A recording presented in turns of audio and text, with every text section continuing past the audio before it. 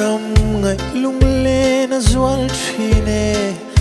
har tin kim ka don sang ni hian Zion lal ram thar alo lang don ta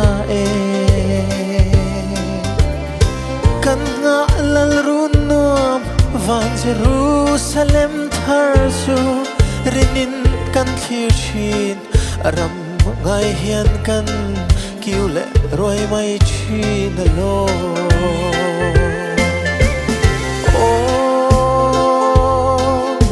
Zion ram thar nga kin